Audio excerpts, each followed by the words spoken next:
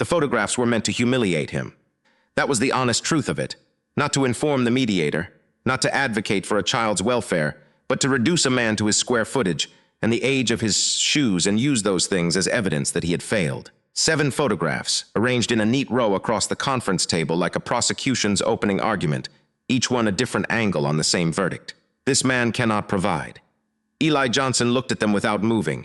The room was small and gray and too cold, the kind of institutional cold that had nothing to do with the thermostat and everything to do with the purpose of the space. A box of tissues sat in the center of the table, placed there by someone who understood that adults sometimes wept over what children were made to carry. On one side sat Eli, 39 years old, hands flat on his knees, back straight, eyes level. On the other side sat Cassandra, his ex-wife, in a dark blue dress with her hair pinned back and her nails lacquered nude. Beside her attorney, a young woman whose voice had the particular sharpness of someone trained to cut without raising her tone. Behind Cassandra stood Mitchell Grant, her new husband, 43, and expensively put together, leaning against the wall with his arms crossed, and the kind of half-smile that existed specifically to communicate that he had already won. Eli's attorney, Ruth Bennett, sat beside him with a thin briefcase and a legal pad. She had said almost nothing since they arrived. She was 55 years old, with close-cropped silver hair and reading glasses so fine they barely existed on her face. She listened the way judges listened, not nodding, not reacting, simply absorbing. Cassandra's attorney pushed the photographs toward the mediator, a woman named Denise Holloway, who had been doing this work long enough to have stopped being surprised by anything. The attorney's voice was measured and professional as she laid out the argument. The apartment was a rental. The sofa was worn. The refrigerator held basics. The car was a 2008 Toyota that Eli drove to work and back and sometimes to Caleb's soccer games when the boy wasn't riding the bus. And the sneakers, a pair of athletic shoes belonging to Caleb Isaiah Johnson, 8 years old, currently sitting in the hallway with his grandmother, eating a granola bar and not understanding why his morning felt so heavy. The sneakers had been repaired with adhesive at the toe. That detail seemed to matter most to the attorney. She returned to it twice. "My client does not dispute that Mr. Johnson loves his son," she said. "But love is not a financial plan. A child requires more than affection. He requires stability, an enriched environment, quality education, and a guardian with the capacity to provide a future." Cassandra exhaled slowly, the careful exhale of a woman performing reluctance. "Eli is a good person," she said. And she said it with the particular gentleness of someone who had practiced the sentence until it sounded like it cost her something. But good isn't enough. Caleb can't grow up in a small rental apartment with a father who still has to count dollars before he buys his son new shoes. Mitchell's smile widened by a fraction. Eli did not look at Mitchell. He was looking at the photographs. The apartment he had chosen because it was a 5-minute walk from Caleb's schools. Chosen specifically so his son could sleep 11 extra minutes each morning instead of catching the early bus. The Toyota, paid off 4 years ago, not replaced because replacing it would mean financing, and financing meant interest. And interest was money that could go somewhere more important. The sofa, bought secondhand from a woman in the neighborhood who was upgrading, structurally sound. Kind of thing a person in debt buys to look comfortable, and a person without debt keeps because it already is. And the sneakers. Caleb had insisted on wearing them to his final soccer match of the season. The new pair was already in the closet. Caleb had asked if he could wear the old ones one more time for the last game because he'd scored his first goal in them. Eli had pressed the sole back with adhesive the night before, carefully, sitting at the kitchen table after Caleb was asleep. A camera had captured the shoes on Caleb's feet during a school event. Someone had sent the photograph to Cassandra. Cassandra's attorney had placed it in the file and printed it in color. Cassandra was still talking. She spoke about private school and her own room and summer camps and piano lessons and world languages and how she didn't want Caleb growing up with a scarcity mindset simply because his father was too proud to admit he couldn't keep up. Ruth wrote something on her legal pad and did not look up. Eli finally raised his eyes. He looked at Cassandra the way a man looks at someone he once loved who has become, without quite meaning to, a stranger who uses the vocabulary of care to do the work of damage. He was not angry. Anger would have been a kind of heat, and what he felt was cooler and older than that. The recognition of a pattern he had known was coming, and had chosen not to preempt, because doing so would have required becoming someone he was not willing to be. Cassandra lowered her voice, the way people do when they want what they say, next to land like a confidence rather than a blow. "You can love him with everything you have, Eli. But that heart of yours can't pay for college. Ruth Bennett closed her pen with a quiet click. Miss Holloway, she said, addressing the mediator with the calm of someone who had been waiting patiently for a door to open, if counsel for Ms. Grant has concluded her presentation of photographs documenting Mr. Johnson's apartment, we would like to present documentation pertaining to Caleb's future. She opened the first folder on the table. The cover page carried a heading in clean, legal typeface. Caleb Isaiah Johnson, Irrevocable Education Trust. Cassandra's expression shifted, not fear yet, something preceding fear. The first moment when a person realizes the shape of the room has been different from what they assumed. Mitchell uncrossed his arms. Ruth set 5 more folders on the table, without hurry, the way someone lays down cards when they have already decided there is no reason to rush. Eli watched Cassandra's attorney begin to read the first page of the trust document, and he watched the color change in her face. Not dramatically, not the way it happens in stories, but the subtle recalibration of a professional who has just understood that the argument she built was constructed on a foundation that does not exist. Drop a comment and let us know where you're watching from, because what happens next in that room is something a lot of people need to hear. 7 years earlier, Eli Johnson had been sitting in a hospital waiting room when the idea came to him. Not the idea for the trust specifically. That would take a year of conversations with Priya Shah, his CFO, and another year of legal structuring, but the core understanding that would eventually become the trust. That a man's responsibility to his child is not measured by what he displays, but by what he builds when no one is watching. Caleb had been 1 year old and running a fever of 102. The hospital was competent and Caleb recovered quickly, but in the 3 hours Eli sat in a waiting room chair and did the arithmetic of his life. What he earned, what it cost, what a future looked like for a boy who would grow into a man in a country that often asked black men to prove themselves twice. He arrived at a decision so quiet and so complete that he never spoke it aloud until Ruth Bennett opened that folder. He would live small so that Caleb could live large. Not performing poverty, he was not poor. He was the founder and primary operator of Johnson Solar Maintenance and Grid Services, a company that maintained solar energy infrastructure for commercial properties, small municipalities, and residential developments across 3 states. The work was physical and exacting and mostly invisible, the kind of infrastructure labor that people depend on without thinking about, the way they depend on the wiring inside their walls. His father, Lionel Johnson, had been an industrial electrician for 31 years, and he had taught Eli the same thing he taught about wiring. The quality of the work is in what stays hidden, not what gets displayed. Eli's company was small by design. He kept his overhead low. He paid its people well. He drove a truck that was paid off because debt was a drain and a drains was a distraction. He lived near Caleb's school because proximity was worth more to an 8-year-old than square footage. He kept the refrigerator stocked with what they ate, not with the performance of abundance. And every month, without exception, a transfer went into an irrevocable trust structured in Caleb's name. Not a savings account, not a custodial fund, an irrevocable trust managed by a board of 3 trustees, including Priya and Ruth and 1 independent advisor, structured specifically to hold funds for Caleb's education, his first significant investment, housing, a business, graduate school, and a reserve that would remain protected from any claim by any party for any reason until Caleb reached adulthood. $2,240,000. Built over 7 years from stock in the company, a whole life policy assigned to the trust, long-term investment accounts, and the compounded earnings from a business that Cassandra had once, at a dinner party, referred to as Eli's rooftop hobby. Denise Holloway, the mediator, read the document's summary in silence. Her expression did not change, but her reading pace slowed in the way it does when a person is making sure they are not misunderstanding what they are seeing. "This trust is fully funded?" she asked. "Yes," Ruth said. "It has been accumulating for 7 years. The current balance, after accounting for investment gains and policy dividends, is noted on page 3. Denise turned to page 3. Cassandra leaned across to look at the number. Whatever she had prepared herself to feel in this room, confidence, grief, righteousness, the sad satisfaction of proving she was right, none of it was built to survive the number on page 3. Her attorney put one hand briefly on her arm, a professional steadying gesture, the kind that confirms something has gone wrong and the damage must now be managed rather than prevented. Mitchell said nothing. His silence was a different quality than Eli's silence. Eli's silence was chosen. Mitchell's was the sudden emptiness of a man whose argument has been removed from beneath him.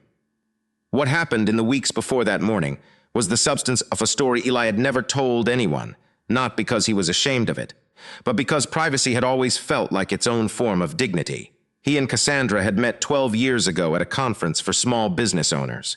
She was working in luxury real estate then, building a client roster through a combination of genuine ability and the kind of social fluency that makes people feel they have been specifically noticed. She was beautiful in the way that organized people are beautiful, not simply physical, but composed, the sense that she had made deliberate decisions about how she moved through a room. Eli was there because a contact had given him a ticket, and he was interested in the panel on Scaling's service businesses. They talked for an hour beside a coffee station. He walked her to her car. They had dinner 4 days later. What Cassandra saw in Eli then was something she later described, in more honest moments, as the feeling of safety. He was calm. He was not performing anything. He had a business that was growing and a plan for it that was methodical and long rather than flashy and short. He did not need her to validate him. That quality, she told a friend once, was the most attractive thing she had ever encountered in a man. What she stopped being able to tolerate, 3 years into their marriage, was the same quality. It had a different name by then. She called it passivity, lack of ambition, an unwillingness to live at the level she believed their combined abilities deserved.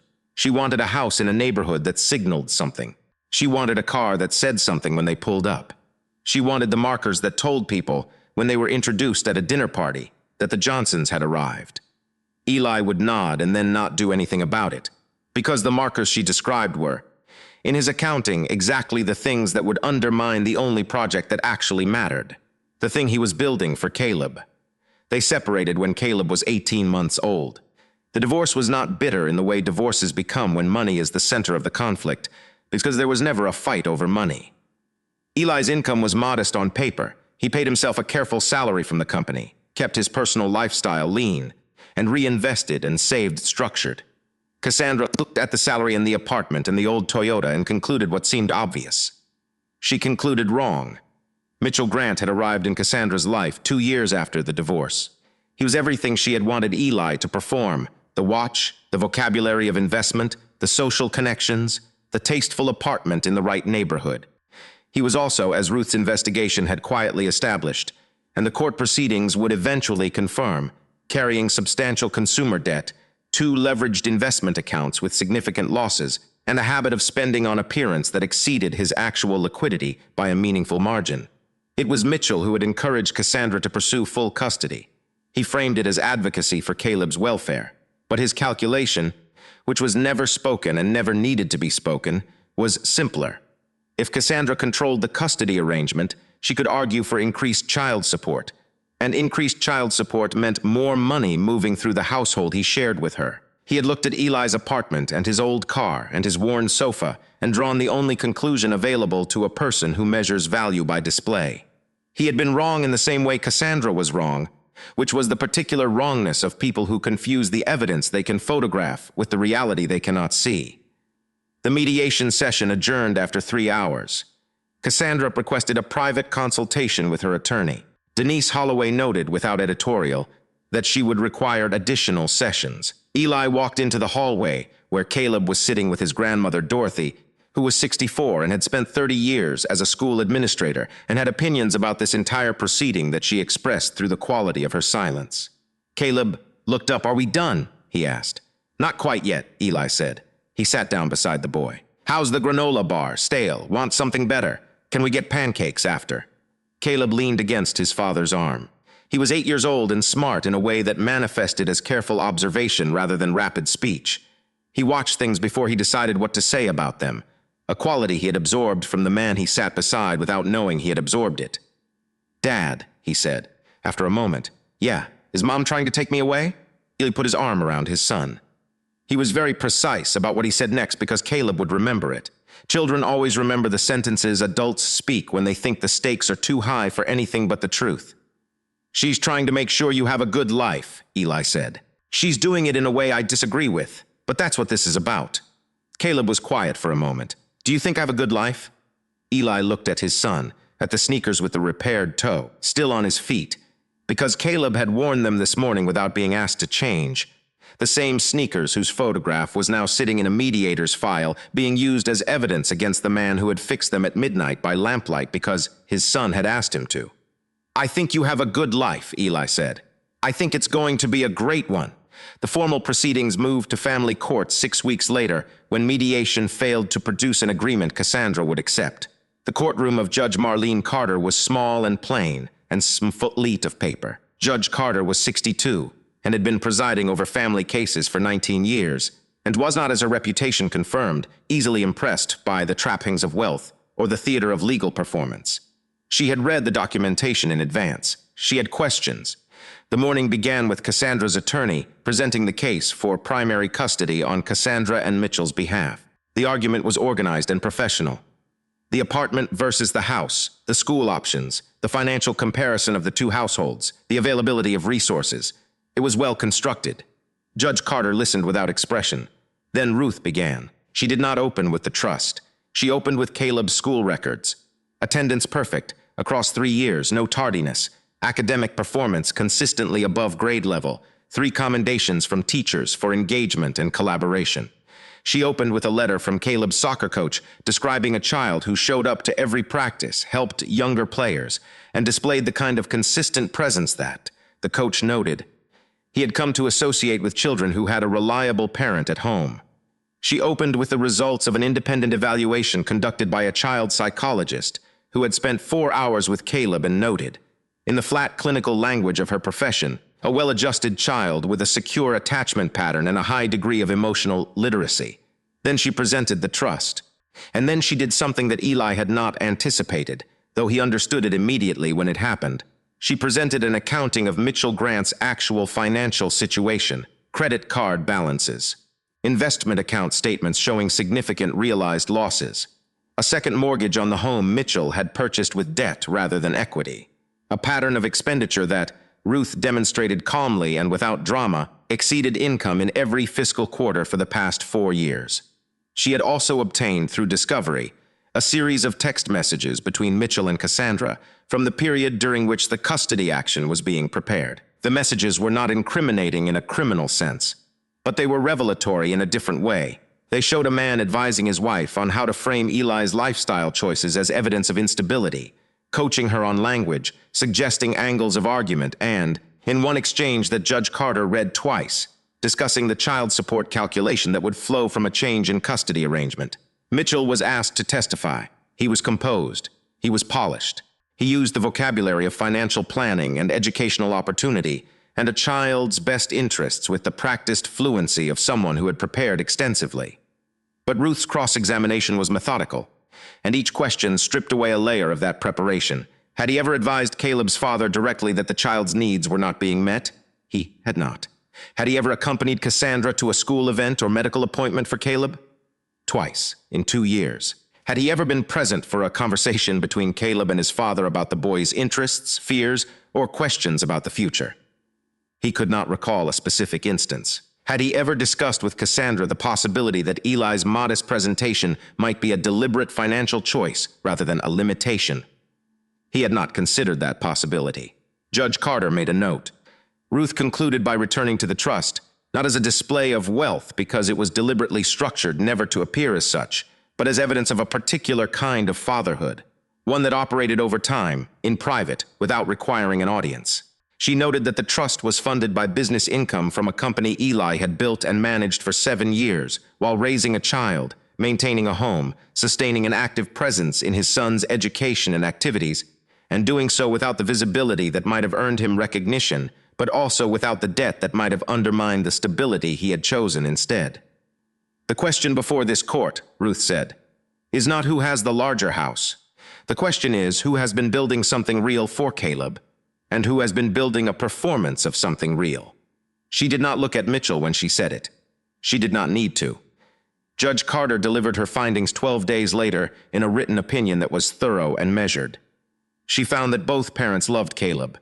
She found that the petition for full custody was not supported by the evidence, which demonstrated that Eli Johnson had been a stable, consistent, and deeply invested primary parent throughout the child's life. She found that the financial argument advanced by Cassandra's counsel was unundermined not only by the existence of the education trust, but by the nature of the values that trust embodied: long-term thinking, discipline, sacrifice of display for substance, qualities which the court considered relevant to the welfare of a child. She ordered shared legal custody with Eli, maintaining primary physical custody during the school year. She established a structured visitation schedule for Cassandra with specific provisions for holiday and summertime. She ordered that all educational decisions require mutual agreement and be based on what suited Caleb's demonstrated interests and temperament rather than institutional reputation. She ordered that neither parent make statements to Caleb characterizing the other's financial situation. And she included, in a section of the opinion that was not technically required, but which Judge Carter apparently felt was necessary, a paragraph addressing the Mitchell Grant question. She found no legal basis for his involvement in Caleb's financial planning. She noted that the evidence suggested his participation in this proceeding had been motivated by interests that did not align entirely with the child's welfare. She did not elaborate. She did not need to. After court, Mitchell was waiting outside in the corridor. He said something to Cassandra in a low, taut voice, something about how she had not prepared him adequately, how the attorney should have anticipated the cross-examination, how this could have been managed differently if she had simply listened to his advice about the optics of the case. Cassandra listened until he finished. Then she said, "You never once asked me how Caleb felt about any of this." Mitchell started to answer. She walked away. 2 weeks later, on a Tuesday evening in the thin light of early November, Cassandra came to collect Caleb for her scheduled visit. She had texted ahead. She arrived on time. She stood in the doorway of Eli's apartment with her hands in her coat pockets and looked at the space with eyes she had clearly been preparing for the last several days. Not the eyes of the courtroom, not the eyes of the mediation session, but her own eyes, the ones she had owned before she outsourced her conclusions to a man with a good watch and a persuasive vocabulary. She saw the corner of the living room where Caleb did his homework, the books organized by subject, the small model of a solar panel array that Eli had made with him over the course of several weekends using a kit designed for children. She saw the refrigerator with its grid of Caleb's school schedule and his soccer schedule, and 3 drawings he had made that Eli had put up without frames. She saw the medal from the soccer tournament hanging on the kitchen cabinet. She saw the old sneakers beside the door, placed there because Caleb kept them. Beside them was the new pair. "I was wrong about the apartment," she said. Eli was standing at the kitchen counter. He did not turn around immediately. When he did, his face was the same face it had been for the last 5 months. Quiet, not cold. The face of a man who had learned that controlling his expression was not the same thing as suppressing what he felt. "The apartment wasn't the part that needed your apology," he said. She understood. She told him she was sorry for the things she had allowed Caleb to hear. The conversations she'd had with Mitchell in rooms she thought were far enough for Caleb's ears. The language that had made an 8-year-old ask his father if their house was bad. She was sorry for building a case out of the careful choices he had made and presenting them as failures. She was sorry for letting someone else define what provision looked like and then using that definition against a man who had been quietly providing in a way she had not recognized because it did not look like what she expected provision to look like. Eli listened. When she finished, he said, "I don't need you to think I'm rich. I need you to not teach our son that a simple life is a failed one." Cassandra looked at the model on the coffee table. The small solar panels Caleb had placed on a cardboard hillside with the seriousness of a boy who had learned from his father that systems that work are worth understanding. She said she would do better. He believed her.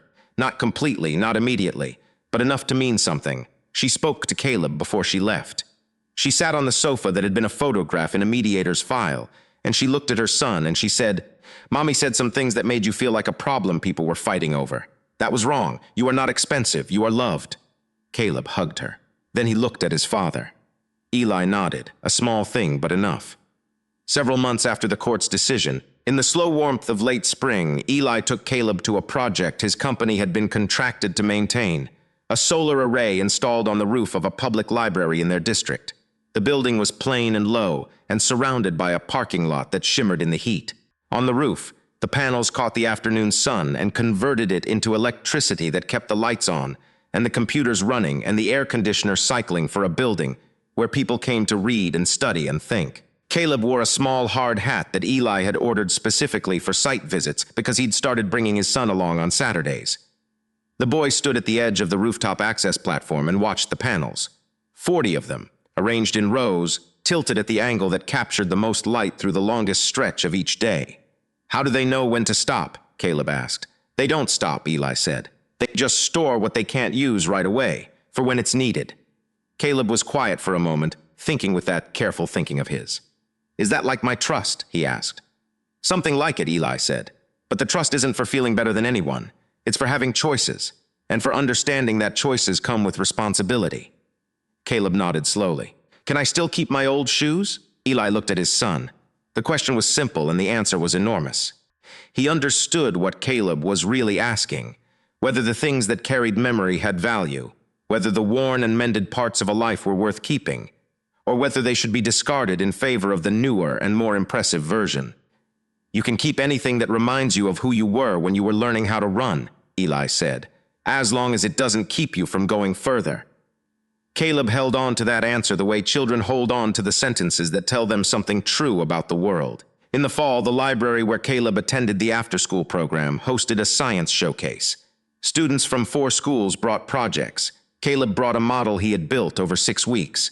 A small community on a piece of plywood, with cardboard buildings and a cotton batting hillside, and 42 pay-taper solar panels on the rooftops, connected by thread into a small LED light in the center that actually illuminated when you tilted the board toward a lamp. He stood at his table and explained the model to parents and teachers and judges and classmates, and when a judge asked who had taught him about solar energy, he said without hesitation, "My dad fixes things that help buildings stay bright." Cassandra was standing near the back of the gymnasium. She heard it. She did not look away this time. She did not find it difficult. She found it, in a way she had not expected and could not entirely explain, like the beginning of something more honest than anything she had built her objections upon. There are people who measure the quality of a life by what can be photographed.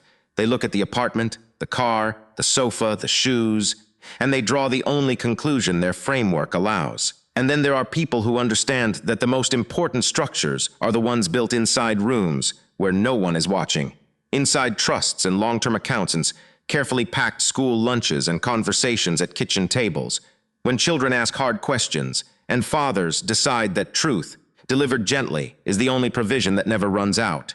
Eli Johnson had spent 7 years building something in the dark, not to be seen, not to win, not to prove anyone wrong. He built it because a boy named Caleb would one day need it, and because that boy deserved to move through the world, knowing that his father had thought about his future before anyone else had thought to question his father's capacity to do so. Some people make money to show the world what they have. Some people make money so the people they love will never have to prove what they're worth.